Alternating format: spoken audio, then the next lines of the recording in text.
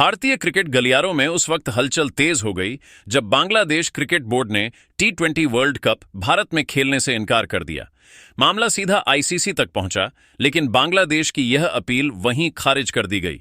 ICC के फैसले के बाद माहौल और गर्मा गया, क्योंकि यह मुद्दा सिर्फ क्रिकेट तक सीमित नहीं रहा बल्कि बयानबाजी और बहस का रूप लेने लगा। इसी बीच अचानक इस पूरे विवाद में सानिया मिर्जा की एंट्री हुई। सानिया ने इस फैसले को लेकर ऐसा बयान दे दिया जिसने सोशल मीडिया पर आग लगा दी। उनके शब्द इतने तीखे थे कि क्रिकेट फैंस से लेकर एक्सपर्ट्स तक हर कोई हैरान रह गया। कुछ लोगों ने समर्थन किया तो कुछ ने सवाल उठाए और देखते ही देखते यह मुद्दा एक बड़े विवाद में बदल गया। लेकिन कहानी ने असली मोड़ तब लिया जब हार्दिक पांड्या ने सामने आकर सानिया मिर्जा के बयान पर सीधा और करारा जवाब दे दिया। हार्दिक के शब्द ना तो भावनात्मक थे और ना ही उकसावे वाले, बल्कि सीधे सटीक और देश के पक्ष में खड़े नजर आए। उनका जवाब इतना दमदार था कि कुछ ही मिनटों में सोशल मीडिया पर ट्रेंड करने लगा और पूरा भारत खड़े होकर सलाम करता दिखाई दिया। अब सवाल यह है कि सानिया मिर्जा ने ऐसा क्या कहा था जिसने यह विवाद खड़ा कर दिया, और हार्दिक पांड्या ने ऐसा क्या जवाब दिया जिसे सुनकर फैंस ने एक सुर में समर्थन किया। इन दोनों के बीच हुई पूरी बहस, बयान की हर लाइन और उसके पीछे की पूरी कहानी आपको इसी वीडियो में देखने को मिलेगी, इसलिए अंत तक हमारे साथ बने रहिएगा। लेकिन उससे पहले अगर आप भी हार्दिक पांड्या के फैन हैं तो वीडियो को जरूर लाइक कीजिए और कमेंट में बताइए कि आपके हिसाब से रोहित शर्मा, हार्दिक पांड्या और विराट कोहली में से कौन सबसे महान खिलाड़ी है। चलिए अब बिना समय गवाए सीधे चलते हैं इस पूरे विवाद की पूरी रिपोर्ट की ओर। दोस्तों, इस बार का T20 वर्ल्ड कप शुरू भी नहीं हुआ, उससे पहले ही विवाद चलने शुरू हो गए। बांग्लादेश क्रिकेट बोर्ड कभी कहता है कि हम भारत में इस बार T20 वर्ल्ड कप खेलने के लिए नहीं आएंगे, तो ICC उनकी इस अपील को खारिज कर देता है। और दोस्तों, ये सब शुरू होता है मुस्तफिजुर रहमान के चलते विवाद की वजह से। जी हां दोस्तों, मुस्तफिजुर रहमान को इस साल कोलकाता नाइट राइडर्स की टीम ने IPL ऑक्शन में 9 करोड़ 25 लाख का खरीदा था।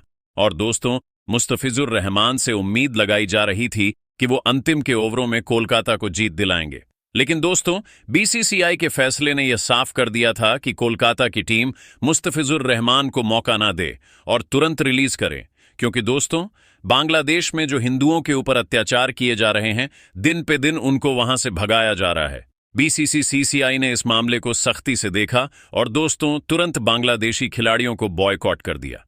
और अब IPL खेलते हुए बांग्लादेश के प्लेयर्स भी नजर नहीं आएंगे, क्योंकि दोस्तों, पहले पाकिस्तान IPL नहीं खेलता था और अब बांग्लादेश भी IPL नहीं खेलेगा। और आपको हम बता दें कि T20 वर्ल्ड कप पर इसीलिए विवाद छिड़ा क्योंकि बांग्लादेश क्रिकेट बोर्ड ने तुरंत कहा कि हम इस बार T20 world cup security reasons के चलते भारत में नहीं खेलेंगे।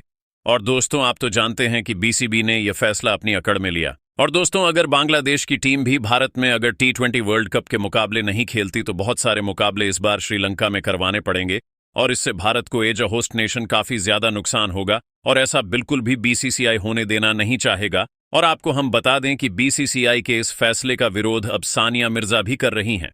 जी हां दोस्तों, यहां पर सानिया मिर्जा कहती हैं कि बांग्लादेश के खिलाड़ियों को IPL में अगर आपने खिलाने का फैसला किया था तो आपको इसको विड्रॉ नहीं करना चाहिए था, क्योंकि आप जानते हैं कि बांग्लादेश के खिलाड़ी काफी ज्यादा टैलेंटेड होते हैं और मुस्तफिजुर रहमान जैसे गेंदबाज का यूज अगर कोई टीम उठाती तो शायद वह का खिताब भी जीत सकती थी। लेकिन BCCI ने सबसे पहले तो गलत काम यही किया कि उन्होंने IPL से बांग्लादेश के खिलाड़ियों को बाहर कर दिया और फिर तर्क ऐसा दिया जिसका कोई तुक नहीं बनता।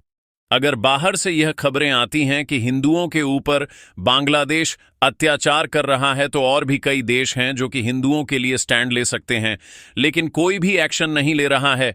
लेकिन भारत ने एक्शन लेकर साफ किया है कि वह हिंदुओं की रक्षा चाहते हैं बांग्लादेश में।